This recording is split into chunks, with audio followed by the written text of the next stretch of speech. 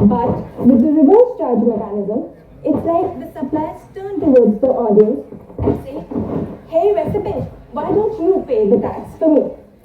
That's right. The recipient is now the one. But without the fun. Services like legal services from advocates to business entities. Dalal, running his electronic shops, Gada Electronics, one day finds himself in a legal pickle.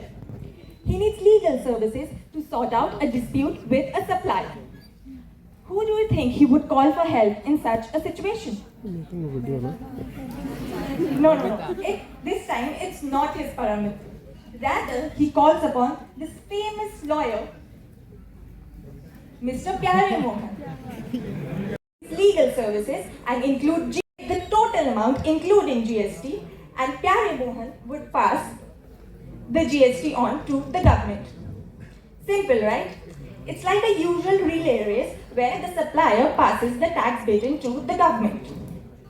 But wait, here comes the twist. The reverse charge mechanism enters the government on changing their mind. Initially, whenever you bought anything from an unregistered supplier, you, the recipient, was liable to pay the tax.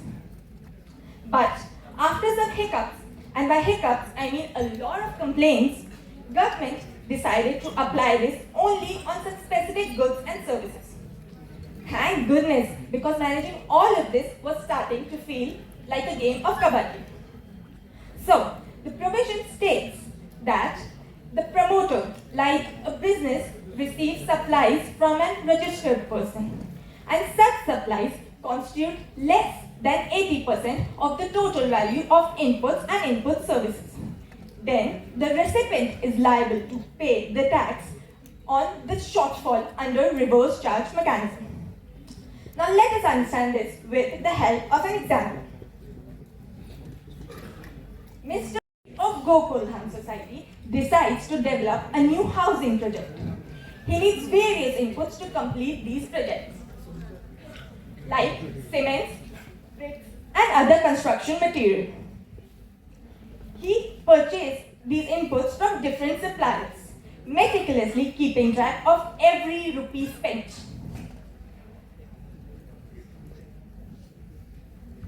He purchased 70% of the inputs from you. Need to handle the catering yourself, as the caterer backed out at the last minute. So, what happens when you get hit by reverse charge mechanism? First, you need to issue self-invoices. Imagine buying groceries and at the checkout, you pull out your own receipt book and start writing your own bill. Sounds fun, right? Not really. Then comes the delightful task of maintaining detailed records. It's like being your own spy, keeping track of every move you make.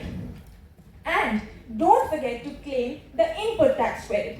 Make sure that you've met all the conditions to get that sweet tax credit back. Now let's talk about some real life chaos. First is increased compliance burden. It's like handling your taxes while juggling fireballs.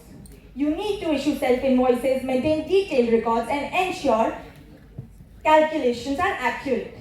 One slip and you are dealing with penalties, interest on unpaid taxes, and even litigations.